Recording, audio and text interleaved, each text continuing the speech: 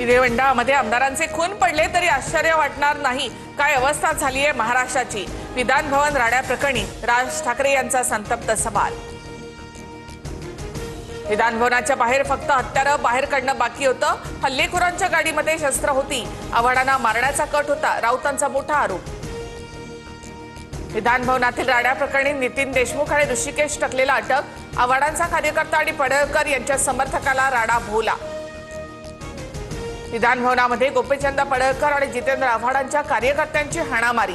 आव्हाडांचा कार्यकर्ता नितीन देशमुखवर ऋषिकेश टकलेचा हल्ला। घटनेनंतर दोघांकडूनही दिलगिरी व्यक्त। पोलिसांकडून जितेंद्र आव्हाडांची धरपकड। पोलिसांची गाडी रोखत आव्हाड थेट गाडीखाली शिरले। आव्हाडांना गाडीतून बाहेर काढत पोलीस नितीन देशमुखांना घेऊन गेले। आव्हाडांवर गुन्हा दाखल। आव्हाडांच्या मुलीला पडळकरांच्या कार्यकर्त्यांकडून गलिच्छ शिव्या। रोहित पवारांचा गंभीर आरोप, तर ट्विटरवर मुलीला शिवीगाळ झाली। ऋता आव्हाड यांची माहिती। विधानसभेत मारामारीचा प्रकार अशोभनीय, कारवाई झालीच पाहिजे, मुख्यमंत्री फडणवीसांची प्रतिक्रिया। तर कडक कारवाई करण्याचं नार्वेकरांचं आश्वासन।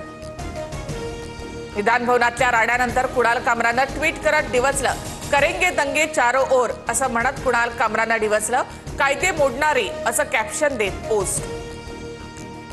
विधिमंडळाच्या पावसाळी अधिवेशनाचं आज सूप वाजणार। आव्हाड आणि पडळकर यांच्या कार्यकर्त्यांमधील राड्याबाबत विधानसभा अध्यक्ष थोड्याच वेळामध्ये बोलतील।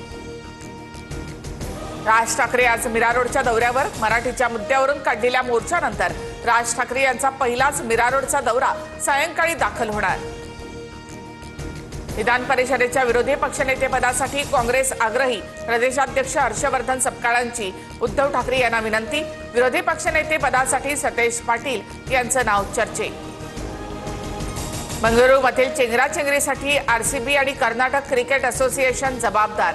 कर्नाटक सरकारचा अहवाल, पूर्व परवानगीशिवाय रॅलीचे एकतर्फी आयोजन केल्याचा ठपका। अमेरिकेकडून टीआरएफ आंतरराष्ट्रीय अतिरेकी संघटना घोषित।